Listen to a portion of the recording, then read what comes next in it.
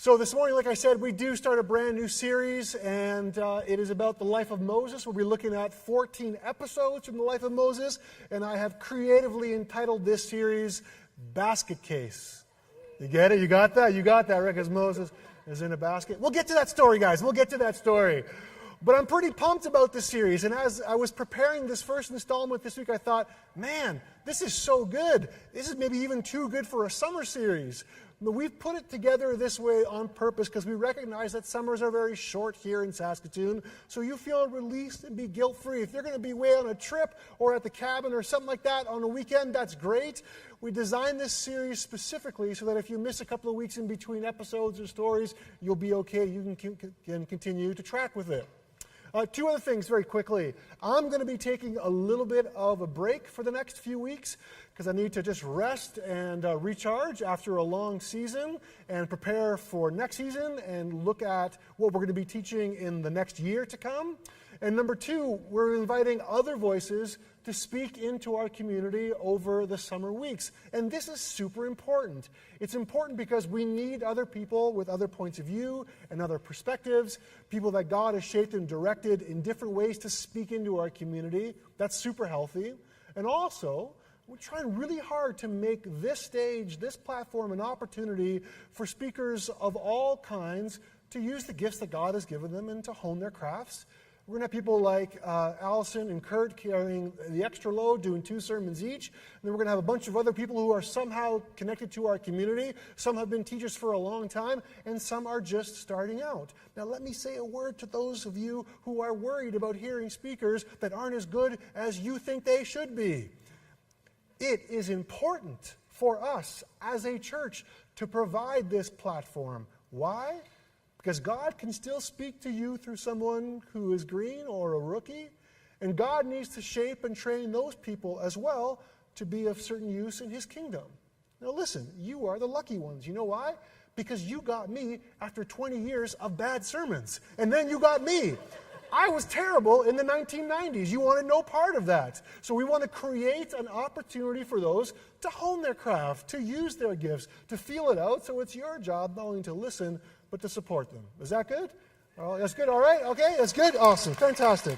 All the cranky people appeased. You know who you are. Okay. Good. Amazing. So, like I said, we start this brand new series, Basket Case, the life of Moses, and this story begins for me in the Evan Hardy School gym. And maybe some of you have been there before. Maybe some of you go to school there. So I found myself in the Evan Hardy School gym this past Thursday. And the reason I was there is because my son was performing his year-end music concert. So if you've ever been in that gym before, the cheap seats are on those rafters that are really high, really close to the ceiling. So I march my way in and I sit down and I look around and first of all I think, you know what? I have aged way better than my peers. Man, I am the coolest dad that's here. And they're probably thinking the exact same thing when they're looking at me. And I'm checking it out. I'm saying, yeah, this is pretty good. And everyone is setting up, and everyone is doing their thing. And as I'm settling in, because I'm sitting so high, I'm able to see all the high school championship banners that are hanging on the sides of the walls. There's a boys and girls sports teams, champions from the 60s and the 70s and the 80s and the 90s and beyond. And then it hit me. It hit me that there's a whole bunch of stuff that happened here in this school before any of us got here, before I got here on that night. Kids were winning championships in the 1960s. That's before I was born. Stuff was going on in the 70s when I was a little kid. And now I find myself in this gym with my son, and I'm being super awkward dad. I'm waving, I'm taking pictures, trying to make a scene, and I totally am. And my son is doing a lot of this. It was amazing. And then it hit me even harder that somehow this kid who went to school, was born in Toronto, is at a concert where my kid, who was born in Calgary, Alberta, is somehow doing a show at his high school in Saskatoon. How did all that happen? There was a million little steps that led up to Thursday evening. And some of them were within my control, and some of them were outside of my control. Regardless, A lot of things happened before I even got there. In that exact same way, for you and I, we were all born into something, into a story that was already in progress. People, issues, events, and moments. A whole bunch of stuff happened, and then we were born. Then we showed up. Then we got inserted into the story. And that is the exact same vibe, the exact same feel that we get in this beginning of Exodus and as we're introduced to the story of Moses. A whole bunch of stuff happened, and then Moses was born. And interestingly enough, the very first word of the book of Exodus in the original language is actually the word "and." But our English versions clean that up, right? Because you're never supposed to start a sentence with the word "and," right? At least not when I was in school 100 years ago, right? Walking uphill both ways in the snow. No. But this book starts with the word "and." Why? Because it's a continuation of what has already happened. The stories and the people and the events and the moments of Genesis happened, and then this next part of the story in Exodus took place. It's a continuation of the same story. It's making a connection between all the events and all the moments and all the people and all the history and. Now, overlay that with a connection to a history that is not described or recorded in the Scriptures. And there are a few more ands that we're going to uncover here this morning that influence this story and influence the life of Moses. And it probably starts around here, where the Egyptians always seem to get a bad rap in the Bible. And I remember a buddy of mine who's actually an Egyptian Christian. We talked about it once, and he said, you know what, it always felt strange for him to have his people, to have his culture, to have his heritage connected to the bad guys. So how did the Egyptians become the bad guys? Well, here's the quick history lesson. Before Israel lived under Egyptian oppression, the tables were actually turned, and it was the Egyptians who were on the receiving end of injustice. Egypt was under occupation by a conglomerate of people groups that included Jewish people. And the occupation was horrific. It was a shameful humiliation for the Egyptians, and it had a deep and lasting impact on the psyche of their nation. Cities were burned, temples were razed, some people were massacred, some women and children were carried off into slavery. And I don't know about you folks, but that kind of stuff is hard to forget. It puts you on guard. And if it's left unchecked, it turns into feelings of getting even. And then you end up repeating the exact same things that were done to you. So as we enter into the story of Moses, as we enter into the book of Exodus, we need to recognize that this is just the next installment. This is part of a bigger story. This is connected to a bunch of people, places, and things that came before it. And if we listen closely, we also recognize that actually all of our stories begin with an "and." There was a time where championship banners were being hung in a room. There was graduations, there was band concerts, there was first days of schools, last days of schools. A whole bunch of stuff happened before you showed up. Now, we can't go back and change what came before us, but we can influence how the story continues. So with all of that in mind, let's lean in to Exodus 1. And these are the names of the Israelites who went to Egypt with Jacob, each bringing his family members: Reuben, Simeon, Levi, and Judah, Issachar, Zebulun, and Benjamin, Dan, and Naphtali, Gad, and Asher, 70 persons in all, generated by Jacob's seed. Joseph was already in Egypt. And then Joseph died, and all his brothers, that whole generation. But the children of Israel kept on reproducing. They were very prolific, a population explosion in their own right, and the land was filled with them. A new king came into power in Egypt who didn't know Joseph. He spoke to his people in alarm. There are way too many of these Israelites for us to handle. We've got to do something. Let's devise a plan to contain them, lest if there's a war, they should join our enemies or just walk off and leave us.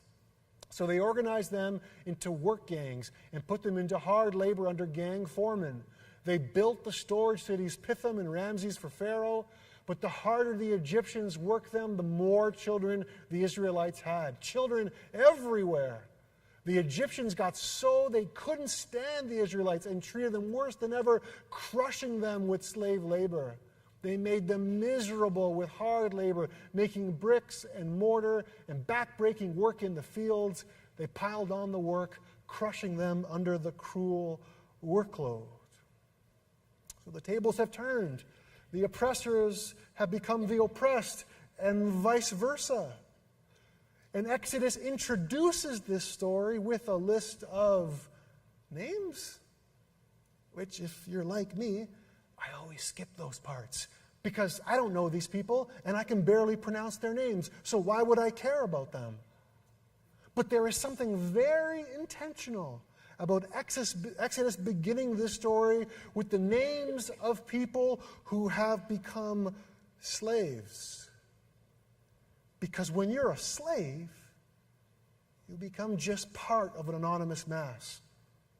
You're depersonalized. You lose all your individuality. When you're a slave, you're just an inmate. You're just a number. Your humanity is degraded, and you're reduced to your function. So why name names? Exodus is trying to make a point right off the start that we are talking about human beings, real, live people, people who are unique, people who are beautifully and wonderfully made, people who are beloved by their Creator. Starting off with the names is a reminder that they are not just machines performing a function. Instead, they are unique creations. Think of it like this. There is only one Joe Manifold. World's only big enough for one of these guys.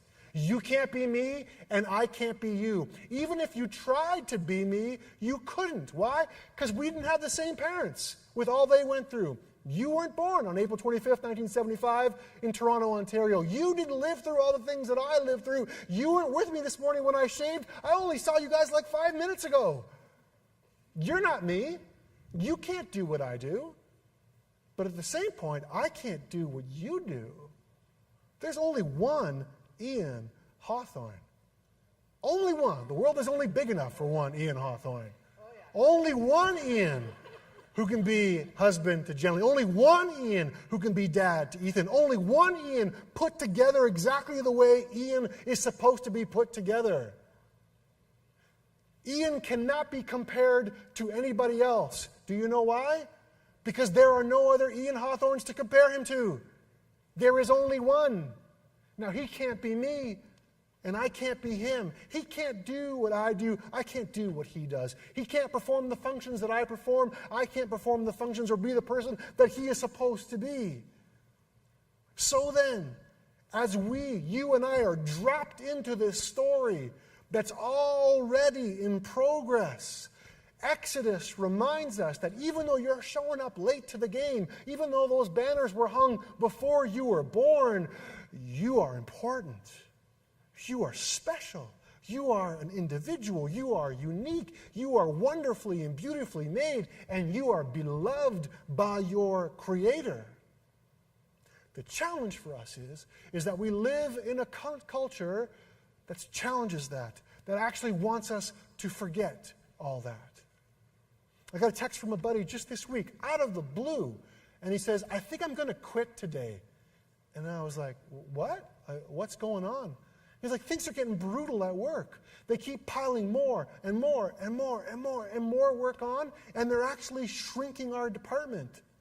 He said, I've already spent 3 12-hour days here this week, and I got to work through the weekend. And this is not even my busy season. I've got 2 weeks of holidays, and I really have no time to take them. He says, I can't do this anymore. It seems like it never ends. And in that moment, as we texted, I could tell that he was desperate. And maybe you felt that same desperation. Whether it be with work or responsibilities, one thing piles on top of the other, and the other, and the other, and the other, until the weight is so heavy it feels like it's crushing you. Now take that exact same feeling, multiply it by like 1,000,000, and you get a little taste of what the state slavery imposed by the Egyptians on the Israelites felt like. These were people that were overworked with no rewards and no rights.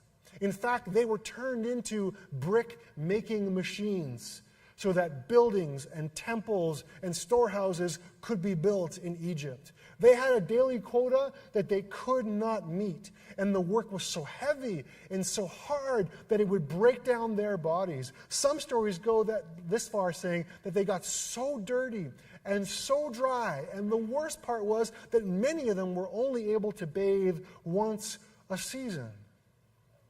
So the Egyptians had built something not only to break down people's bodies, but on top of that, this slavery was also built to break down their minds and spirits.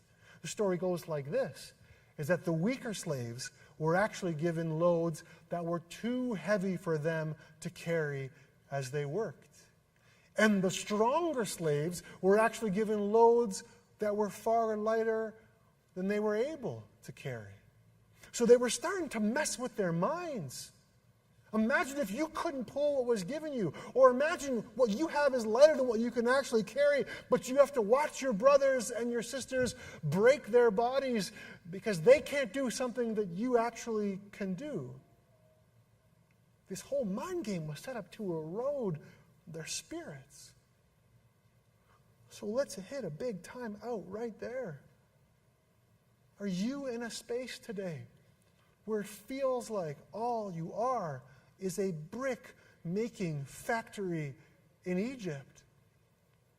Do you feel like one thing is being added on top of the other, and on the other, and on the other, and on the other, until the weight is so heavy that it's more than you can bear? Or are you in the other category? Do you see what's going on, and you're actually carrying less than you're able to? Now hold that thought and take it to the next place. Do you know that you have a name? And I know that sounds funny, but hear it in the context of what we're talking about here this morning. Do you know that there's only one of you? And you can't be compared to anybody because there's no more of you out there. Do you know that you are wonderfully and beautifully made? Do you know that you are beloved by your Creator? Do you know that your value is not based on what you can produce, but purely based on the fact that you are a child of God? End story. Period. Done. Can't change. Locked in forever. Now, you might feel that way, and I might feel that way. But there are a lot of people in this world who don't buy into that worldview of humanity. Even as far back as Exodus. We read that line where it said that the new king didn't know Joseph. It's not that he didn't know who he was. It's not like he didn't know the story. It's not like that maybe he didn't even meet him. When Exodus drops that line, it means this. It means that new king was indifferent to the way Joseph saw the world. Joseph knew names. This new king didn't pay attention to any names. Joseph gave value to the uniqueness and the beauty of human life. But the new king didn't care. So then for you and I, which will it be? Will we value the beauty and uniqueness and the love that's in us and in others? Or will we look at ourselves and look at our world, look at our peers as just other brick-making machines? So it was into all of that happened. And then Moses is born. A man from the family of a Levite married a Levite woman. The woman became pregnant and had a son, and she saw there was something special about him and hid him. She hid him for 3 months.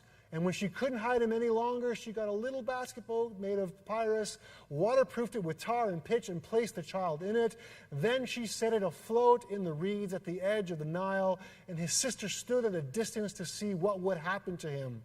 And then Pharaoh's daughter went down to the Nile to bathe, and her attendants were walking along the riverbanks, and she saw the basket among the reeds and sent her female slave to get it. She opened it and saw the baby. He was crying, and she felt sorry for him. "This is one of the Hebrew babies," she said. And then his sister asked Pharaoh's daughter, "Shall I go and get one of the Hebrew women to nurse the baby for you?" "Yes, go," she answered. So the girl went and got the baby's mother. Pharaoh's daughter said to her, "Take this baby and nurse him for me, and I will pay you." So the woman took the baby and nursed him. And when the child grew older, she took him to Pharaoh's daughter, and he became her son. She named him Moses, saying, "I drew him out of the water." You ready for some irony and some name play here? This is an amazing story. So Moses is rescued by the daughter of the very tyrant who decreed Israel's extinction. Awesome. Then Moses' mother is paid to nurse her own baby. How many moms out there wish they got a paycheck for that whole scene? Yeah, right? Imagine the benefits on that. Amazing. Then Moses ends up living in the palace of the king. Amazing details. Then the Pharaoh's daughter gives this found child an Egyptian name, but that name, when it's translated and reinterpreted into the Hebrew language, gives us actually a huge hint of what God was actually up to. The name Moses in Hebrew is an active word. It's a verb. So it's not Moses, the one who was drawn out. It actually reads like this: Moses is the one who draws out. You see where this story is going. Pharaoh's daughter unwittingly rescues the one who will eventually deliver his people from her father's oppression. So she draws out the one who will draw out the oppressed. And then she gives him a name that foreshadows his destiny. And now we're able to see this big picture. It starts to become clear as we pull back and we recognize that this battle isn't a battle necessarily between Israel and Egypt. It's not so much about God against Pharaoh. No, this is a fight between what God wants and what has become of this world.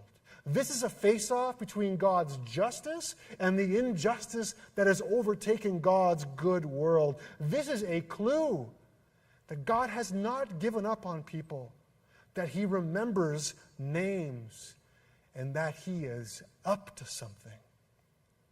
So time out there. Ask yourself that question. What is God currently up to in your life? What's the crazy irony? What's the name game? What is that weird backdoor play that God is pulling right now when all seems so bleak? What's he doing to actually line things up and make things right? See, here's our problem. When you and I get focused in on the trouble of the hurt of what happened yesterday or today or what's coming, then the whole world is dark. Think about it in terms of Moses' mom. Your people are in slavery. Then you got to put your kid in a basket, and then you got to place your kid in a basket in the Nile? Child Services is not going to like that at all. That doesn't make any sense. But things must be so desperate that that becomes the best move for you, and it seems crazy in its time. But when you are able to pull the curtain back and look at things from 30,000 feet and see the way God is just putting all those dominoes into play, you begin to get a sense of what he's doing and how he is working out the renewal of all things. Because our God is a God who is able to transform evil into good. So the question for you this morning is this: what does that look like for you? For Moses, It looks like this, and I'm going to fill in the blanks very quickly on 3 of the episodes that happened right after this as Moses got older. But Moses gets infected with God's hate for injustice. He has no time for the abusers. So at one point, he's an Egyptian beating an Israelite half to death, and he stops that. He didn't do it the right way, but the motives were right. And then he steps in when 2 Israelites were battling each other. He was calming that problem, that injustice. And then later on, he protects a group of women from a gang of bullies. So all that happens. Time passes, and then, many years later, the king of Egypt died. The Israelites groaned under their slavery and cried out. Their cries for relief from their hard labor ascended to God. And God listened to their groanings. God remembered his covenant with Abraham, with Isaac, and with Jacob. God saw what was going on with Israel, and God understood. One little piece of history here that brings this last passage to life. It was expected. It was an established practice in Egypt that when an old king died and a new one rose to power, part of what that good king would do to show his goodness, to show his benevolence, is that he would let criminals off the hook. He would make things right for those who were oppressed, and he would set slaves free. So this old king dies. The new one comes to power. The Israelites are thinking, hi-ho, the witch is dead. This is fantastic. Things are finally going to get better for us. And they don't. They actually get worse. What they were hoping would happen didn't happen. They wanted their lives to get better, but they didn't. So then a cry of pain goes out. This cry, this word for cry here in this section, is an expression of pain. It's the sound you make, the noise you make when you get hurt. Ow! It's those words and sounds that you mutter under your breath when you stub your toe. So whenever you make those sounds or whenever you utter those words, you're not necessarily saying them to anybody, but you're throwing it out there. You're reacting to the pain that you're in. And that's exactly what the Israelites are doing here. They are sounding off because of the pain they're in. And it's not necessarily towards God. They're just screaming, ow! But that cry is actually a call for help. And God hears.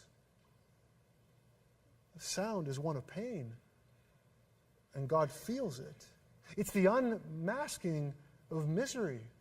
And God never wanted any of that for his named and beloved creation. So if you and I are able to pull back here again, look at the wide view from 30,000 feet, this is a story about a God who hears the cries. This is a central part of who God is. God always hears the cries of the hurt and oppressed. And he's reminding you, even now, that he hears your sounds. And he's reminding us, calling us, just like he called Moses, to tune into that frequency for the sake of this world and the people in it that he loves so much. So with that this morning, I'm going to invite the band out. And I'm going to invite my friends who are going to help serve communion. Justin and Sherry and Miriam are coming to help this morning. And this table is set up for you this morning, because this is a table where your name is known. This table is set up as a reminder to you that you are not just a brick factory. This table is a reminder that God is up to something. This table is a reminder that God hears your pain. So in a moment, I'm going to invite you forward. And the instructions are simple. We've got a gluten-free option bread in the middle of each plate. Take that if you need it. Come, take the bread, dip it into the juice. If you want to eat on the spot, you're welcome to do so. If you want to bring it back to your seat, you can do that as well. Please don't drink from the cup, and if you lose your piece of bread, that's okay. Just grab another one. So in a moment, I'm going to invite you forward. And I want you to take in. Let this table be what you need it to be this morning. And once everyone has been served, we'll close up. Will you come?